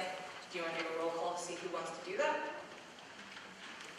Who was the, you made a motion, second? Mr. DeLuca. Okay. Trustee DeLuca. Roll call vote on removing C. Go ahead, let me pull up. So the motion is to remove. And to do a roll call vote on C. By itself. By itself, correct.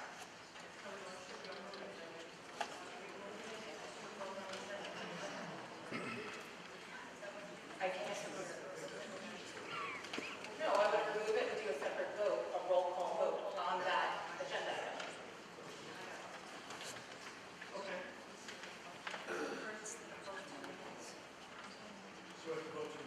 So can I get a roll call vote? We have the motion and the second. Can I get a roll call vote? This is just removed. Trustee Harrigan? Trustee Giacomo? No. Trustee Connor?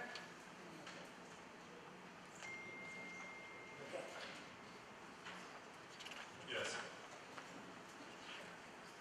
Trustee Pratt? Yes.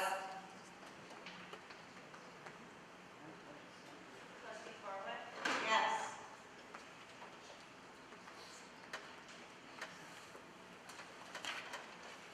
Vice President Masato? No.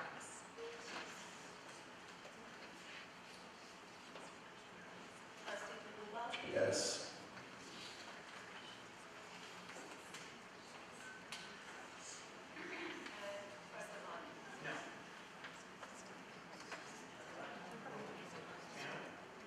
How about Tanner? Right, second. So we have a 4-4. How about Tanner? Tanner's not physically present. Oh, You can vote. Can't hear you, Tanner.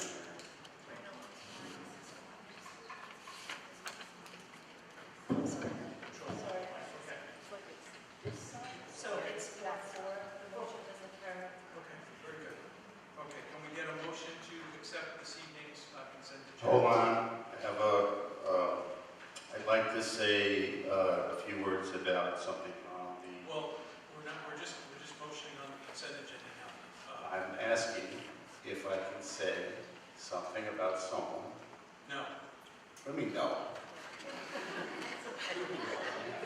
I'm making a motion to say something about someone who has resigned in consent agenda A. Can I have a second, please? Second.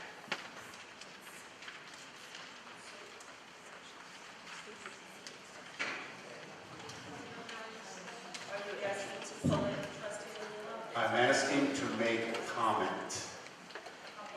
And the president has said no. So I would like to make a comment on someone who has resigned.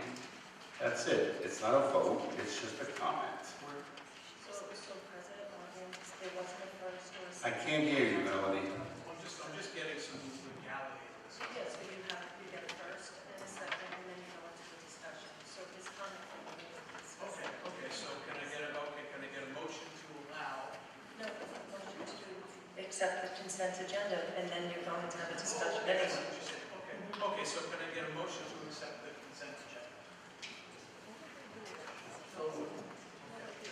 Vice President Masako, can I get a second? Second. Second, Trustee Harris. Roll call vote, please. Oh, now you have the time for the discussion. What are we voting? So now we have discussion. Okay, so now we have discussion. Go ahead. Who's up first?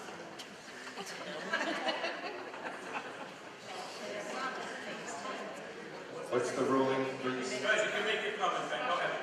Thank you, I appreciate it.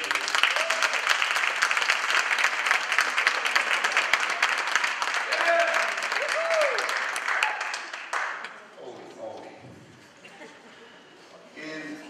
Ben August has resigned as Director of Technology. I want to acknowledge the duty and the tireless support of improving our technology department. I was able to see it with my colleagues, Lisa Carley and Jen Travis. He did a presentation down at NISBO, which was absolutely, he talked for 45 minutes straight, which even I'm impressed with. And I appreciate all the effort that he did. In the time I've been on the board, we've gone through different technology personnel, and nothing against other people, but he was by far the best. He's moved on to bigger and better pastures. I know he's not here, but if his fellow colleagues, I know he's leaving I'm pointing at you guys down there.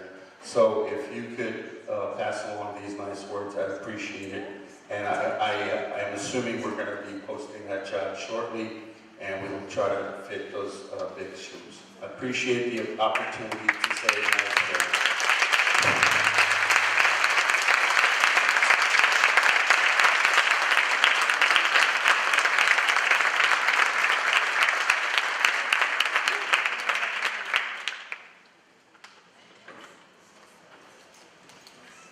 Okay. Can we get a motion to accept this evening's consent agenda? So. Roll call vote, Melody? Trustee Harrigan? Yes. Trustee Giordano? Yes. Trustee Travis? No. Trustee Corwin? No. Trustee Potter? Yes. Trustee, I'll make sure I don't forget anything. Vice President Masako? Yes. Trustee DeLillo? No.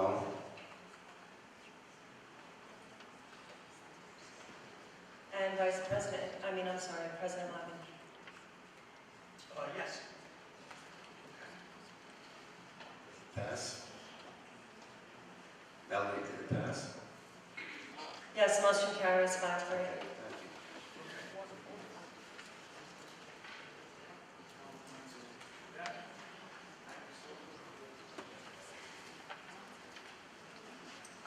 Okay, so we're going to go into our public comment right now, and I'd like to remind speakers that when addressing the board, they must have the same tone.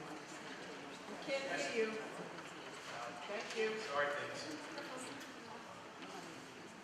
We ask that everyone engage in a respectful and constructive manner. Obscene language, threats, libelous statements, or comments promoting prejudice will not be tolerated. Personal attacks or inflammatory remarks will not be entertained by the board president. Finally, no district employee or student may be identified or discussed finding specific circumstances during public comment. Concerns regarding personnel, students, or school matters must be addressed through the appropriate district procedures. These expectations exist to ensure fairness, protect our employees and students, and maintain the integrity of this process. We are committed to listening, but we do not do so within the rules that govern the board and protect this community. We ask all speakers to adhere to policy 1230. Comments deemed to be derogatory, inflammatory, or out of order will be cut off. Before we call our first person up over here, I wanted to briefly I had last month, at the last meeting,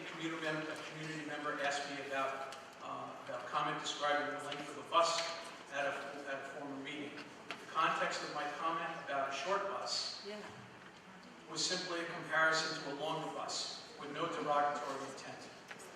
I do that to support our most vulnerable special education population.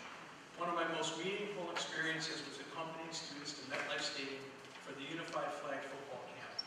I saw many of you there, and I'm proud to be part of this community. It is disheartening that anyone would ever think that I would mean anything except what I meant, a mere minivan. I have advocated for sensory rooms, inclusive playgrounds, exercise equipment, and a sensory bus for our special needs population. This past year also brought to light that a special education audit that had been withheld, and as chair of the Special Education Ad Hoc Committee, I take this responsibility seriously and serve with great pride. You know, I have a brother that is a special education teacher for children with autism in Florida, and I first-hand knowledge of what it's like to be in a household where we had my uncle, Ken, was blind and paralyzed, and we took care of Ken for over 50 years. So if anybody wants to talk to me about special education and what it's like to live it, I'm more than happy to sit down with you. But as far as the comment on the short bus, it was merely just a comment made just to identify the fact that I wanted to send a bus with our team up to Buffalo. There was no intent or anything to disparage anybody in that community with that comment. So that's. I'm sorry, is that an apology or is that It's absolutely an apology.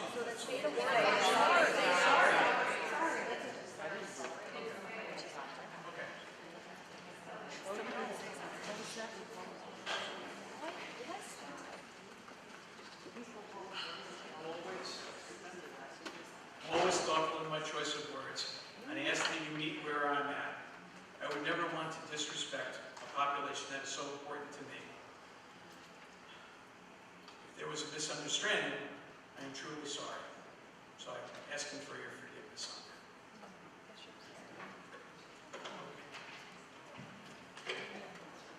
Okay. Billy, next time. Regina Pfeiffer. Sorry, Regina Pfeiffer.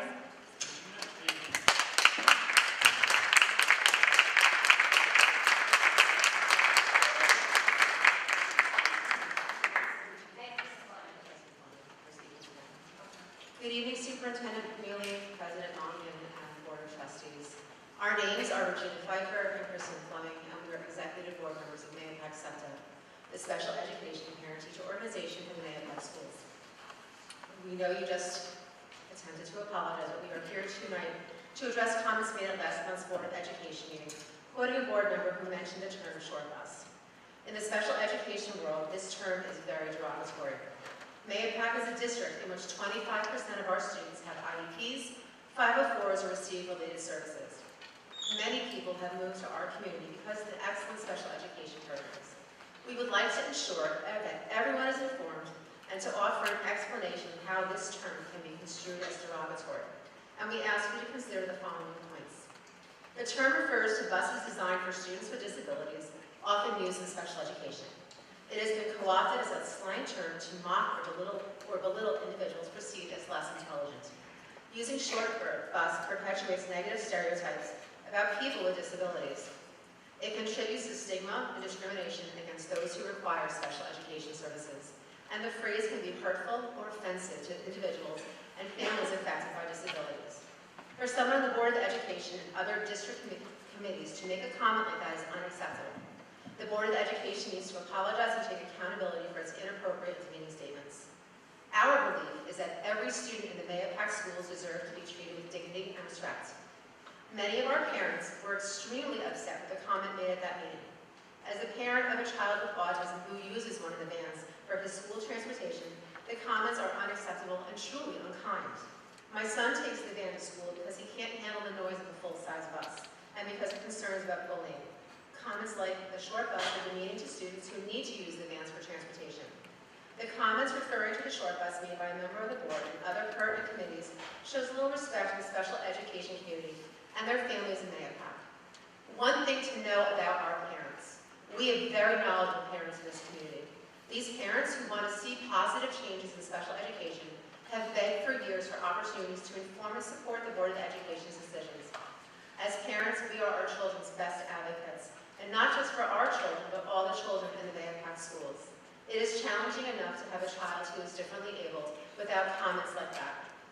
The Board of Education is elected by the community to represent our interests and support our students, teachers, and staff. Comments like this show that there is no regard, understanding, or empathy for the special education community. Only a few of you have attended a SEPTO event or a unified sports event to show your support for these students. I'd encourage many of you to speak with these students to get to know them. They are the most amazing children. They are funny, they are empathetic, and they are kind to everyone they meet and would welcome a conversation with you. Mahopac Board of Education, please look inside and ask yourself how you presented yourself as board members. Think long and hard about why you made the commitment to the Board of Education. As a board member, you should be held to a higher standard. You should be setting the tone for our school community. You are an example to our children. We teach our children to be compassionate, kind, respectful, and to take ownership and accountability of their mistakes. And we ask you to do the same. Thank you.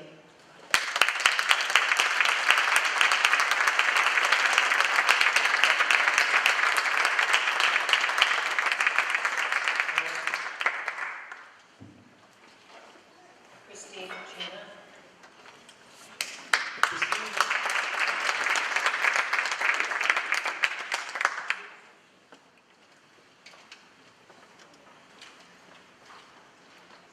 Good evening. I previously asked for extended time. I hope that's allotted, so I'm not interrupted. I won't be too long.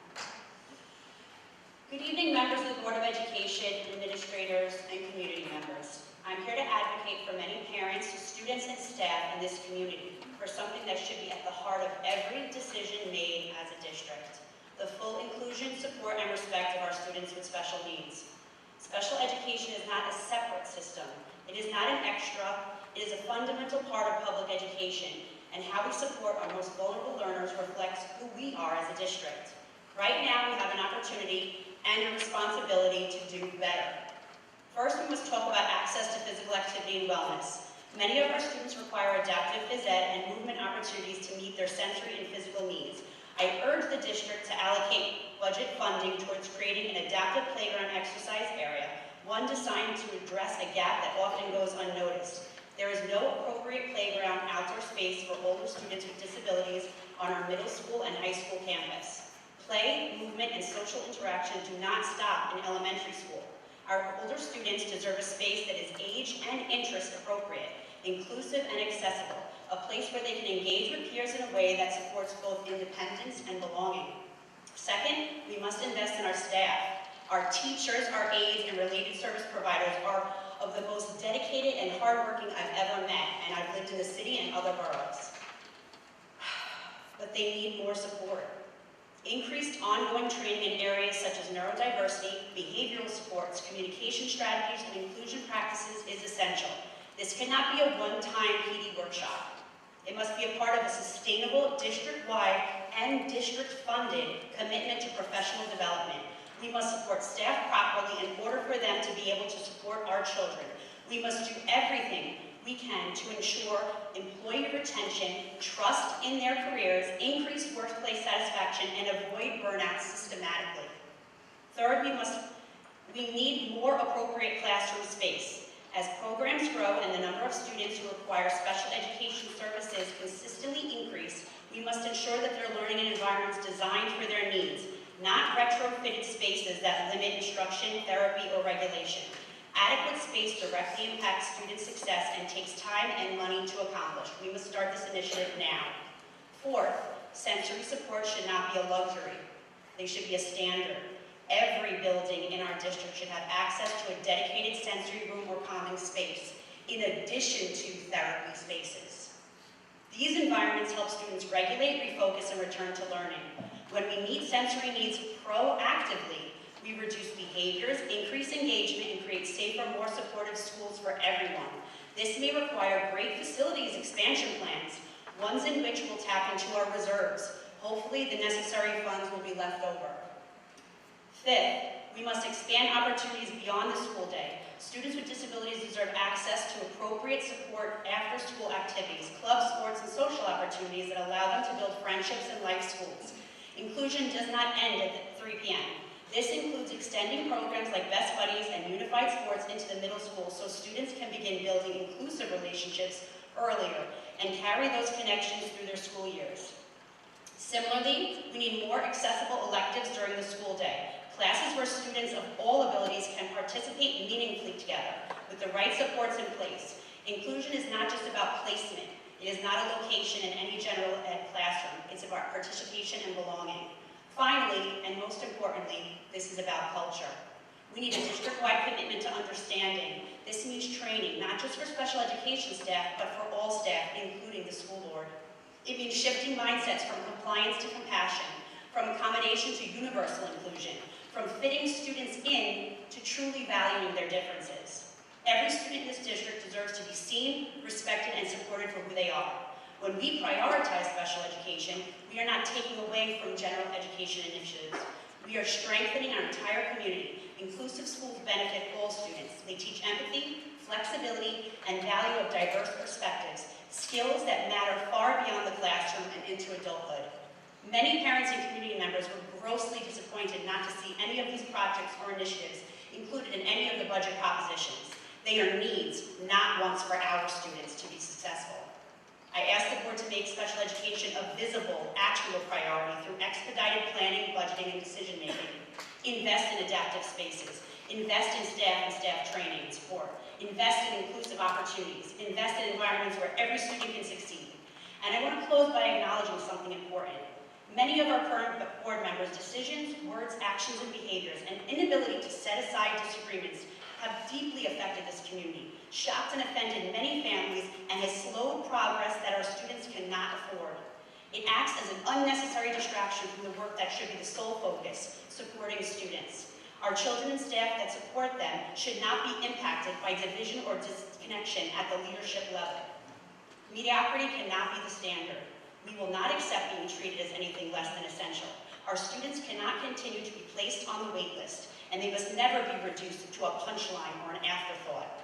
They are deserving of dignity, intentional planning, and worthy investment. Enough is enough. We are calling for change that starts today. To the current and potential future Board of Ed trustees, I implore you to take this opportunity, starting now, a clean slate, no blame, to move forward together, to move beyond what feels like a huge disparity, to make meaningful amends, and to create positive, visible change. April has long been known as Autism Awareness Month, now referred to as Autism Acceptance Month. To me, awareness and acceptance is the minimum, a non-negotiable. But now we demand something more, action and accountability. You know better. It's time to do better. As parents and advocates, and as a community member, we are not waiting. What will your record show as a trustee? You have a choice.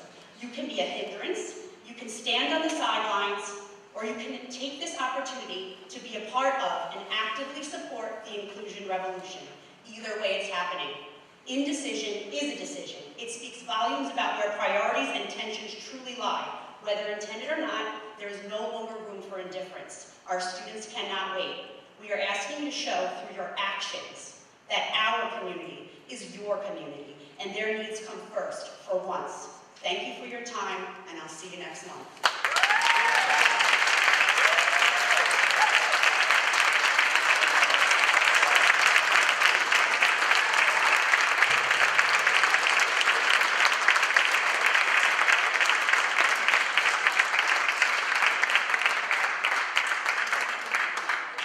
Kate Valentoni. Kate?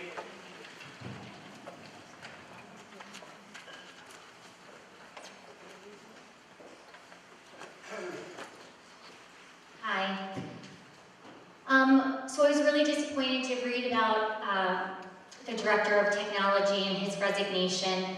I am glad that some words were able to be said about him. Can you believe it? We agreed on something then. Last year I reached out to him because my girlfriend up in Massachusetts, her son was going through a severe bullying case over the school programs through Google, and enough where the police had to get involved. And I had concerns of whether this could happen at our school, and He was absolutely wonderful. He went above and beyond, answering all questions, making sure all of those things wouldn't slip through the cracks of us, and I'm really, really disappointed to see him go. From day one, you could just tell that he was a great guy, and he's going to be missed. Over the past year, we have watched our interim superintendent lead with transparency and strength, holding meetings together with professionalism and purpose. I recently spoke with a teacher who shared a moment that stood out. Our superintendent walked into a meeting, handed out blank index cards, and invited honest, anonymous feedback. Anything people wanted to say. That kind of gesture reflects genuine care and a willingness to listen. So thank you. That same level of care and concern should extend to our Board of Education, to the trustees who we entrust to represent our community. We need to elect individuals who will elude a professional demeanor, people who will lead discussion with a sense of purpose, and not bicker in the exact way we are teaching our children not to do. People who can restore the district's reputation as one with respect and pride, not one that just falls flat in conversation. Individuals with strong credentials. More importantly, we need trustees who are committed to every student, not one group over another, but everyone. The artists, the athletes, students with special needs, students who are academically advanced. Our children should not be divided into categories and used as pawns in fighting your fight. Where are the advocates who will stand for all our students? This is a standard we must demand, and things need to change. After careful consideration, extensive discussions, and putting all personal relationships aside, the Town of Carmel Republican Committee has chosen to endorse candidates with a steadfast commitment to doing what is right for our kids. On behalf of the committee, I'm proud to endorse Joseph Catali, Jamie Dixon, and Alana Sweeney for this year's trustee election. The committee urges the public to learn more about these amazing candidates because they really are amazing candidates. Thank you.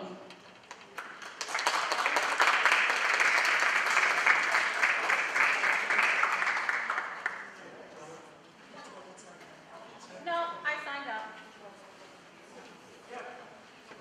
For this meeting?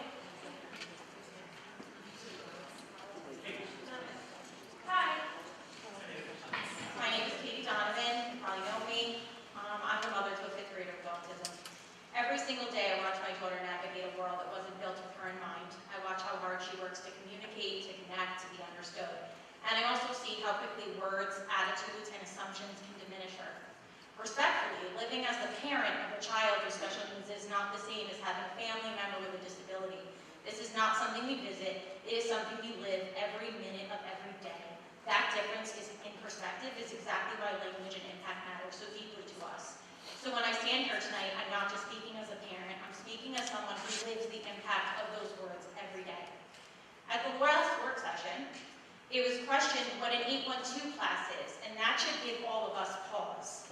Because an 812 classroom is not just a number, it is an 8 student with significant needs, 1 special education teacher, 1 teaching assistant, and 1 aide providing the level of support required for those children to access an education. These are not abstract concepts, they are real students, students like my daughter. And if something that fundamental to special education is unclear at this level, then it underscores exactly why these conversations are not optional, they are necessary. I would like to follow up publicly regarding the concerns that were raised at the last Board of Ed meeting.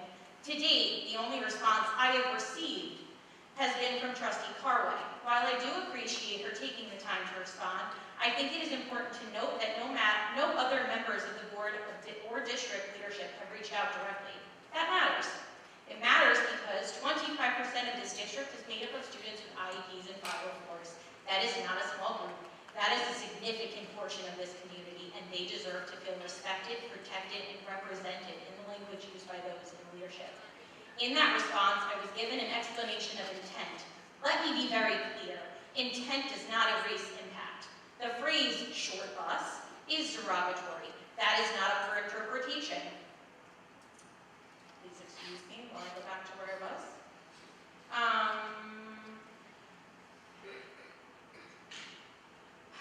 In that response, I was given an explanation of intent. Let me be very clear. Intent does not erase impact. The phrase short bus is derogatory. That is not for interpretation. It is not about context. It is not about explanation. It is about the history behind it and the harm it continues to carry. As parents, we do not have the luxury of separating that phrase from what it has meant for our children for years. It has been used to mock them, diminish them, and devalue them. That is why it lands the way it does every single time. Listing accomplishments in special education does not excuse harmful language. Advocacy does not place anyone above accountability. Both can exist at the same time. Someone can do good work and still say something that causes harm. We expect our children to take ownership of their words, even when they didn't intend to hurt someone. It should not be harder to expect the same from adults in leadership. An apology is not an admission of malicious intent. It is accountability, and right now, that accountability is missing. Because if we cannot model respect for our most vulnerable students in our words, then everything we claim to do in support of them becomes meaningless. And beyond language, there are broader decisions being made that directly impact the stability and future of our district. We need people who know what they are doing. We need consistency. We need leadership that understands our district. Sorry, you have me very stressed at the moment. We need people who know what they are doing. We need consistency. We need leadership that understands our district, our students, and our community. The turnover we are seeing sends a message, and not a good one. When individuals dedicate decades to our students and our schools, they deserve the opportunity to continue that work. They deserve to feel valued. When educators feel disposable, it impacts everything from morale to retention to the quality of education our children receive. Quite frankly, our children deserve better than explanations. They deserve action. So I'll leave you with this. If this board cannot acknowledge harm when it's clearly been done, if it cannot model the same accountability we demand from our children, and if it cannot provide stable, thoughtful leadership for the future of this district, then what exactly are we teaching them?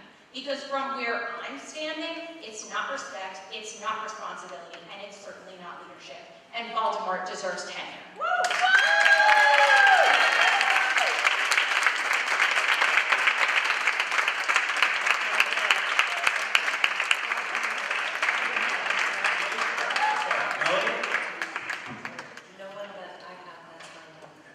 Anybody else, throw it out there right now, anybody else want to come up and speak? I know I'm not allowed to say names, but I know that someone who's very valuable to our district is also moving on because she wants to have a real life. The hours that she works are incredible. What she has done for our students, both physically and mentally, is beyond anything, and the dedication that she has. She will truly be missed. We are going to miss her, and I just wish her the best of luck, and we just need to find somebody good.